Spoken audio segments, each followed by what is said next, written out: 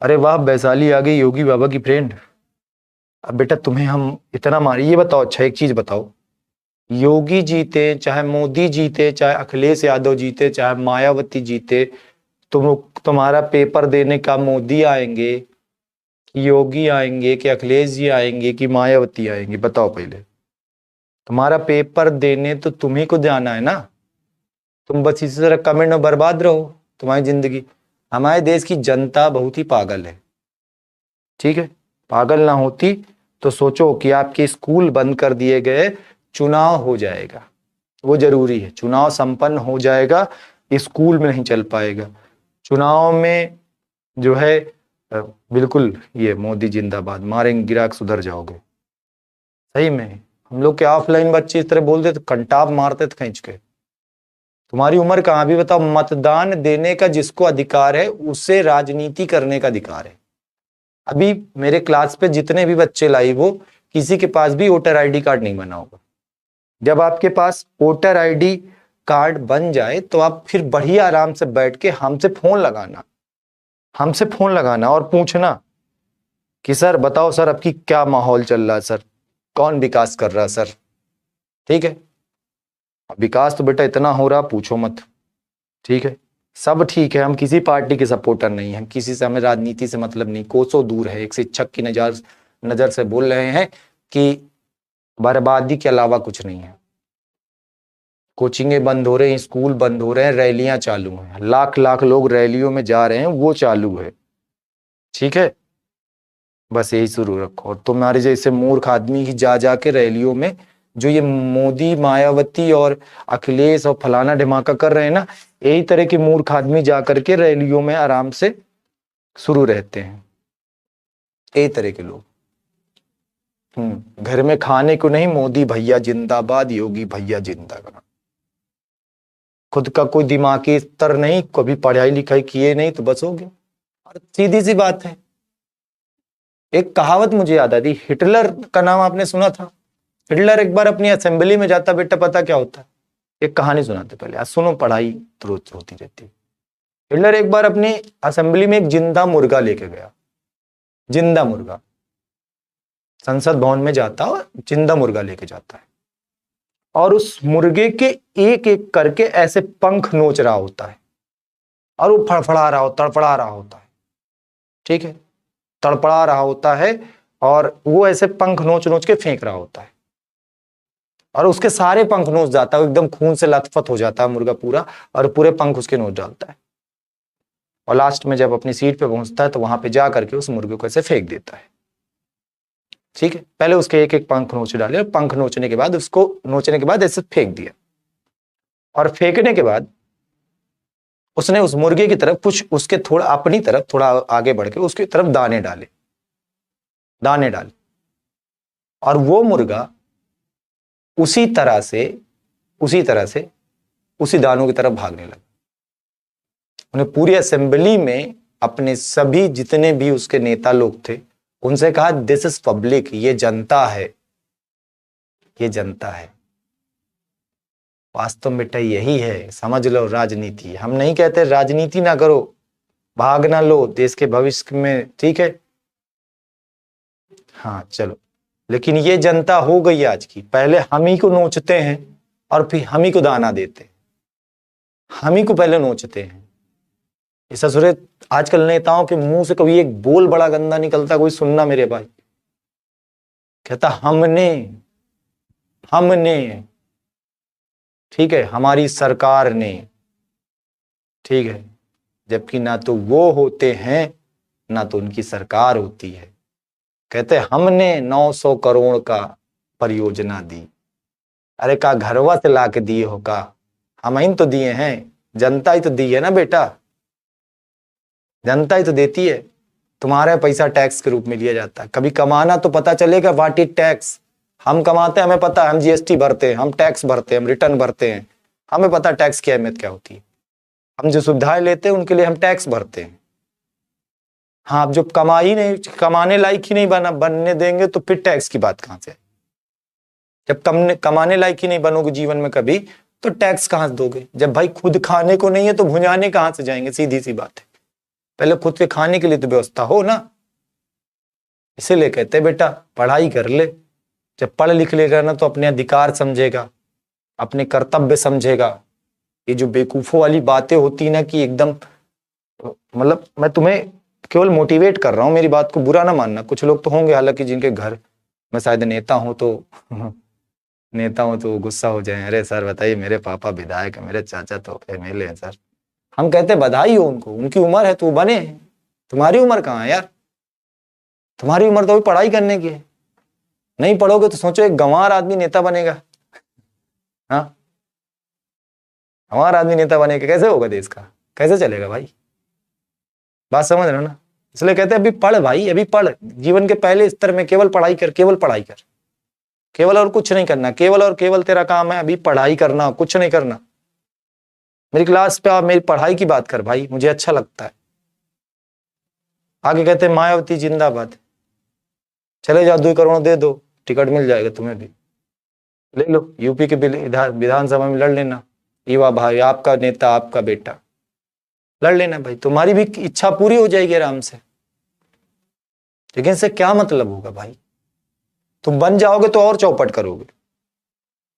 अगर इस तरह के हालात में अगर तुम नेता बन गए तो पक्की बात है तुम देश को बर्बाद कर दोगे, बेच दोगे। एक दिन समय आएगा बिक जाएंगे हम लोग, बिक जाएंगे। आज आप देखिए नेतागिरी किसे कहते हैं, नेतागिरी क्या होती है। गांव के एक प्रधान ही जीत जाता है। मैं आज फार्म में आ गया हूँ तो सुनो, पहले मैं मेरे लेक्चर आज नहीं पढ़ाऊंगा, बुरा ना मानना, ठीक है? जब मेरा मन होगा तब पढ़ाऊंगा। गांव का एक व्यक्ति प्रधान ही जीत जाता है, छोटा सा भी नेता बन जाता तो उसके घर में 4 गाड़ियां आके खड़ी हो जाती है। आप कभी पूछते हो इनकी पेमेंट कितनी होती है, इनकी तनख्वाह कितनी होती है? एक विधायक की तनख्वाह कितनी है? हेलीकॉप्टर चलते हैं, 10-10 गाड़ियों के काफिले लेके चलते, 50-50 लोगों की पेमेंट कर रहे होते हैं, वो चलते। ठीक है, कितनी पेमेंट होती है उनकी? कहां से आता वो पैसा? हाँ, कहां से आता वो पैसा? सोचिए, केवल आपका ही तो पैसा ना बेटा। आप सोचिए हमारे यूपी में, मैं हालांकि अभी यूपी से ही हूं, तो यूपी में इलाहाबाद से हूं, तो यूपी में हमारे इलेक्शन हो रहे, हमारे यूपी में इलेक्शन हो रहे। शर्म आती है नेताओं पे। किसी नेता के मुंह से अभी तक, मैं भी रोज डेली न्यूज़पेपर पढ़ता हूं और यूट्यूब पे भी न्यूज वगैरह देखता रहता हूं। शर्म आती है नेताओं पे, किसी ने अभी तक इस साल पेपर कैसे होंगे, उनकी क्या गाइडलाइन होगी, कब से होंगे, ठीक है, उसके बारे में नहीं बोला। 2 साल से बच्चे कैसे पढ़ रहे हैं, उनकी क्या व्यवस्था की गई है पढ़ाई की, इसके बारे में किसी ने नहीं बोला। कोई नेता ये नहीं कहता है कि हम जीत गए तो हम 20 मेडिकल कॉलेज बनवा देंगे। कोई नेता ये नहीं कहता है कि हम जीत गए तो यूपी में 50 आईआईटी कॉलेज बनवा देंगे। कोई नहीं कहता बेटा। क्यों कहेंगे? क्यों कहेंगे? ये भी तो बात सही है। कह देंगे तुम पढ़ लोगे, तुम ही तो उनके सामने खड़े हो जाओगे, तो उनको सुनने वाले लोग चाहिए, उनको केवल सुनने वाले लोग चाहिए, और वो तुम बनने पे उतारू होना चाहते हो। इसलिए बेटा अभी उम्र है, पढ़, केवल पढ़, केवल पढ़। अपने अधिकारों को समझ, अपने कर्तव्यों को समझ, और देश का एक अच्छा नागरिक बनने की सोच, बस। ठीक है, एक अच्छा नागरिक बनने की सोच, बस। क्या बता, आप नेता बन जाइए बेटा, हम भगवान चाहे हम दुनिया के सबसे अच्छे प्रोफेशन में हैं, दुनिया के सबसे अच्छे प्रोफेशन में हैं, कि हम हर साल लाखों लोगों को एक अच्छा ज्ञान दे करके उनके भविष्य का निर्माण करते हैं। शिक्षक से अच्छा कौन होता है यार? कभी आज तक कभी किसी घर वाले के शिक्षक के लिए बनते नहीं है। अब तो कुछ लोग बनने लगे हैं गवर्नमेंट टीचर, नहीं तो पहले लोग कहते डॉक्टर बनो या इंजीनियर बनो, शिक्षक तो बनबे ना करो। और हमने शिक्षक का ही प्रोफेशन चुना, हमको तो बस यही करना है, जिंदगी भर ही करना है, वो प्राइवेट शिक्षक करना है। क्योंकि अगर गवर्नमेंट बन गए होते तो हमारी एक लिमिट लगा दी जाती कि आप इतने ही बच्चों को पढ़ा सकते हो, अपनी बातों को इतने लोग तक पहुंचा सकते हो। हमने पहले ऑफलाइन पढ़ाया 8-10 साल, और उसके बाद ऑनलाइन पढ़ाने स्टार्ट किया। आज ऑनलाइन पढ़ा रहे हैं, 3 लाख 4 लाख बच्चों तक पहुंच रहे हैं। आने वाले समय में 10 लाख 20 लाख 50 लाख बच्चों तक पहुंचेंगे। आने वाले समय में 10 लाख 50 लाख 60 लाख बच्चों तक पहुंचेंगे। तो बस यही चाहिए था, और ये हो रहा है। बस अपना ड्रीम है, पूरा हो रहा है। मेहनत करते हैं, अच्छे से अच्छा पढ़ते हैं, बच्चों को मोटिवेट करते हैं, पढ़ा लेते हैं, और क्या चाहिए। टीचर की प्रोफेशन अभी यहीं पे इतने बच्चे लाइव है, में किसी से पूछ लो बेटा क्या बनना चाहते हो, तो शायद किसी के मुंह से निकला कि हम टीचर बनना चाहते हैं। अच्छा, मेरे इतने मोटिवेशन के बाद शायद अब एक दो बोल दे कि मैं टीचर बन चल, लेकिन दिल पे हाथ रख के बोल, क्या इसके पहले सोचा था टीचर बनेगा? नहीं सोचा था, क्योंकि टीचर की उतनी सैलरी नहीं होती कोई जिंदगी के सभी संसाधन, भौतिक संसाधनों का उपयोग करके, मतलब एक भौतिकवाद की दुनिया में हेलीकॉप्टर से चल सके, फॉरेन घूम सके, वो टीचर की सैलरी नहीं होती है। ठीक है, तो आप सोचते हो हम ये जाएंगे, इंजीनियर बन जाएंगे, डॉक्टर बन जाएंगे, बड़ी आराम से कमाएंगे, पैसा ही पैसा है सर। हाँ वो देखो, अभी तक कोई डॉक्टर बनेंगे सर, इंजीनियर बनेंगे, टीचर कौन बनेगा? विधायक तो नहीं बनोगे एक दूठो? विधायक तो कोई नहीं बनेगा, दूठो आगे हम विधायक बन जाएंगे सर, प्रधानी लड़ेंगे सर हम। अगले साल 2 फॉर्च्यूनर खरीद के लाएंगे, लंबरगिनी वगैरह खरीद लाएंगे सर, क्या करना है उसके बाद तो फिर अपनी तो चल पड़ी। हाँ, जिंदा हुए धरती में, बस अपनी शौक के लिए पूरा करो, मर जाओगे। देखा आपने आज तक एपीजे अब्दुल कलाम बेचारे जब मरे तो उनके पास केवल एक कमरा था, उस कमरे में 10,000 से ज्यादा किताबें थी, एक भारत रत्न टंगा था और ढेर सारे अवार्ड टंगे थे। कभी उस एहसान को देश भूल सकता है? देश उस एहसान को मतलब अदा कर सकता है? नहीं कर सकता। लाल बहादुर शास्त्री, जिनकी कहा जाए कुछ लोग कहते हैं हत्या करा दी गई, कुछ लोग कहते हैं गुमशुदा हो गए, पता नहीं क्या क्या बोला जाता उनके बारे में, ज्यादा इतिहास मुझे पता नहीं, लेकिन उनके बारे में मैंने पढ़ा है, थोड़ा सा अनुभव है।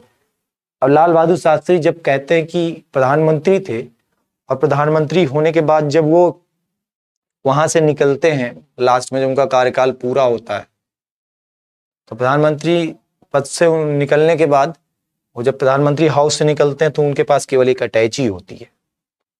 उस अटैची पे उनकी कुछ किताबें, कुछ उनके कपड़े, कुछ दैनिक जीवन की कुछ उपयोग की वस्तुएं, वो था उनके पास, केवल वो था।